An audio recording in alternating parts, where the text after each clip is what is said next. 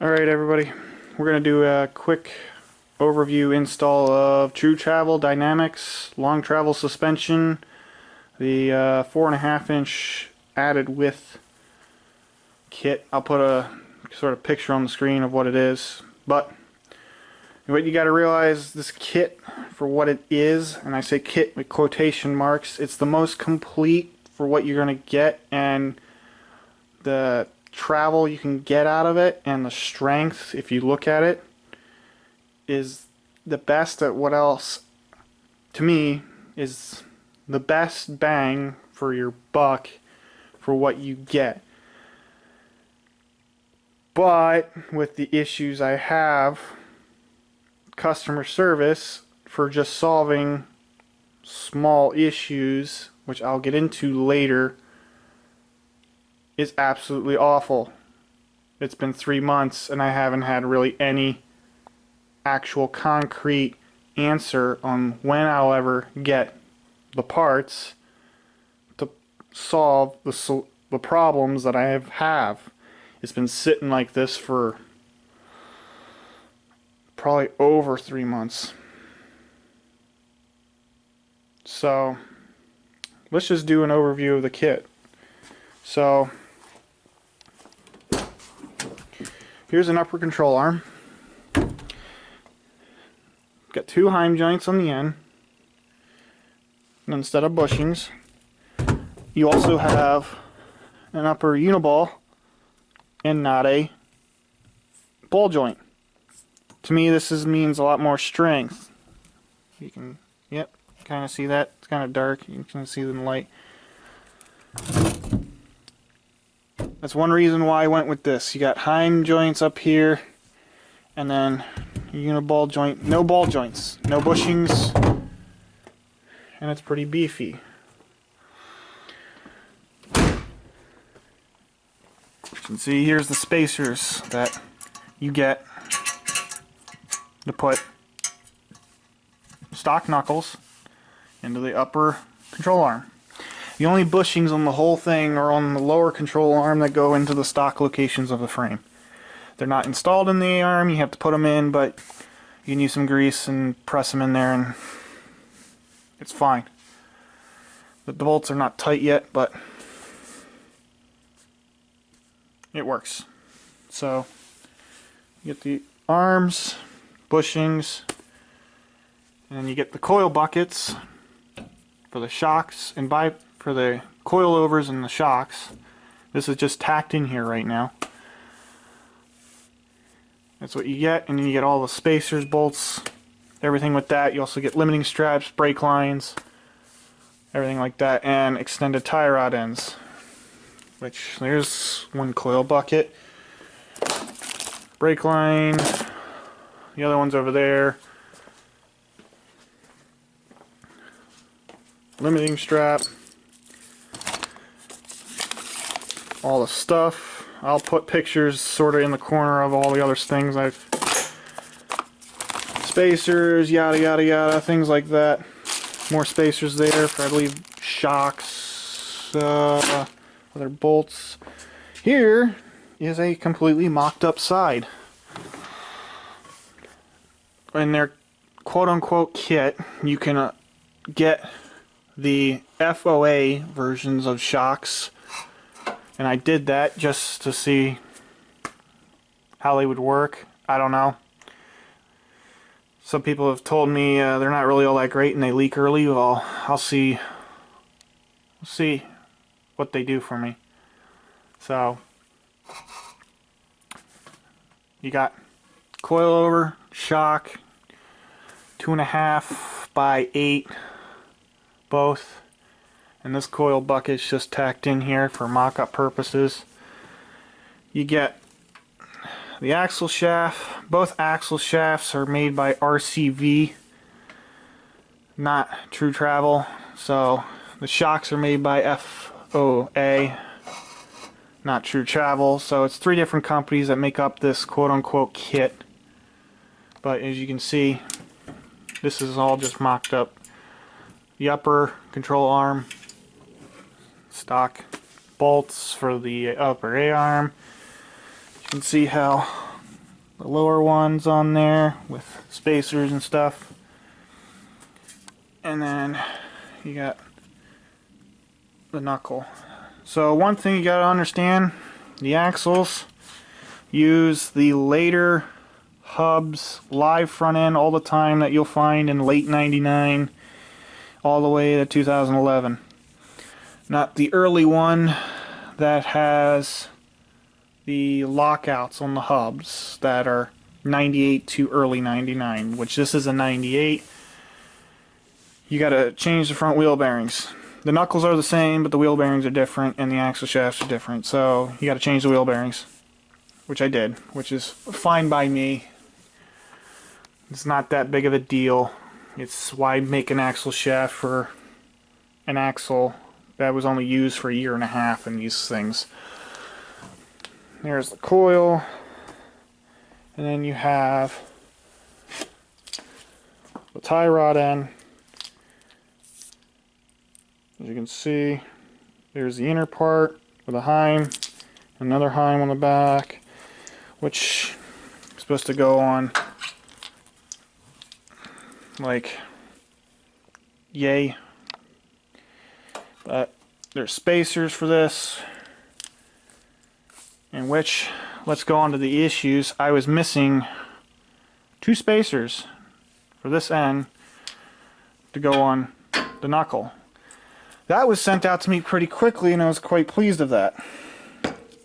Second issue, this bolt is for the later 01 to 2011 rack. This has the early rack, which from what I can gather from part numbers and just like digging around on the internet, this rack that I have in here is the same between 98 and 2000. Probably because it's got a 4-liter OHV in it, not a single overhead cam, which the single overhead cam was put in 01.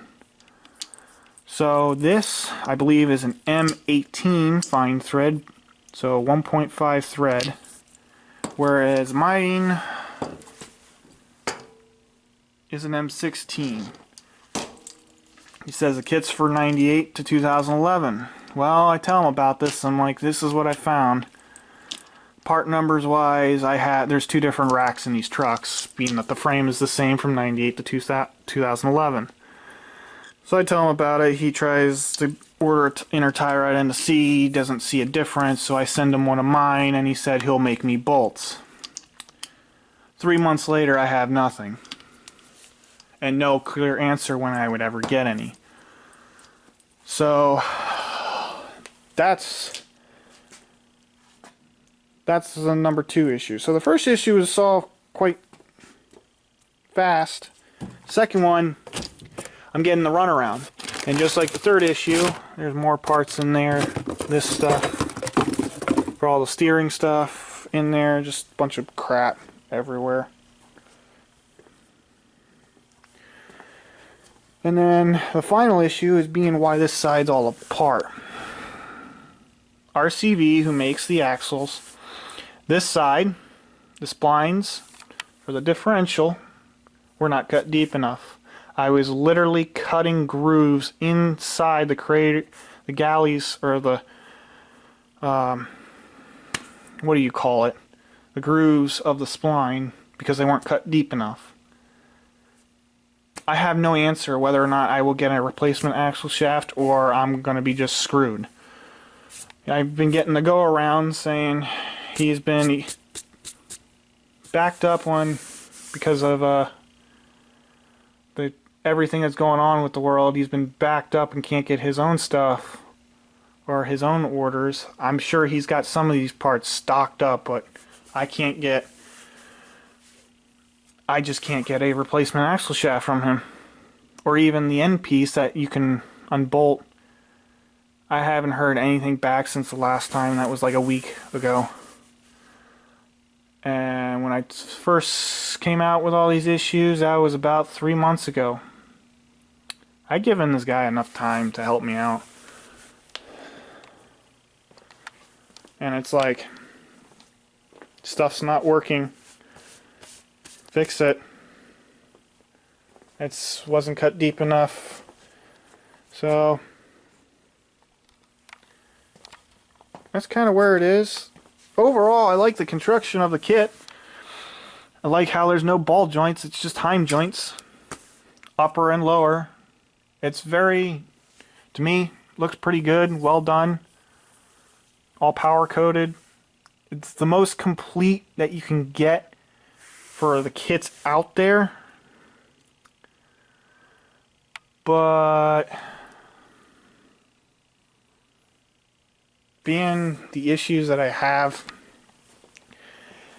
to be honest, I probably would never have bought this kit and went with some other company like BTF, or I probably would have done BTF, but it's a little more customization you would have to do because it's not as complete as this one. But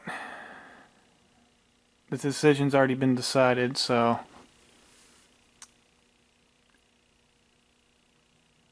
there's a lot of things I'm thinking of doing, but this is kind of like, I wish this video wasn't so like negative, but like the issues for what you pay for, if everything worked out to begin with, it's pretty good. But like, dead ass, the reason why I wouldn't buy this kit again is quite literally the go around I've had for the past 3 months of emails and calling and he won't call back. I would not buy this again. If I could redo it, I would not buy this again. I would just build myself my own custom crap. For the money you pay for it, and to give you an idea, paid just under $6,000, ordered it February, got it about, I think, June or July, and I didn't get, with other shit going on, I didn't get it to, or I didn't get to installing it until August. Late August, or no, it was early August. I don't remember the timeline exactly. I would have to look up my timestamps that I have written down. But yeah, that's kind of my overview of this kit. The kit, if it worked out of the gate, I don't really have any complaints about it. The big complaints I have is customer service. I don't get any real good answer, or other than it's still the same, oh, my machinist is backed up. You told me that 3 weeks ago for 2 bolts. So I'm probably going to try and figure this shit out myself because I get no definitive answer. And I hate that I'm like ragging on about this, but you know, when you pay for something so much money and then you're just like, you're dumbfounded. Like, you don't stand behind your shit. And I can't get an actual answer or if I will get a replacement. I sent him pictures. I sent so many emails. I'm kind of done. I'm like literally done with phone tagging this guy. So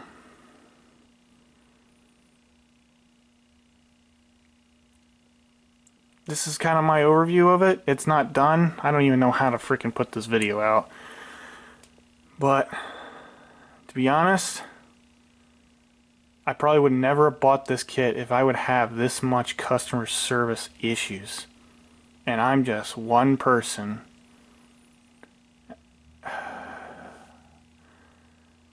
All I can say, I'm disappointed in customer service more than I'm disappointed in the kit.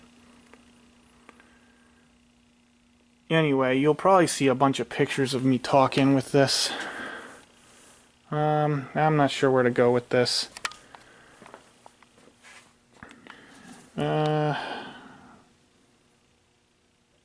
Yeah.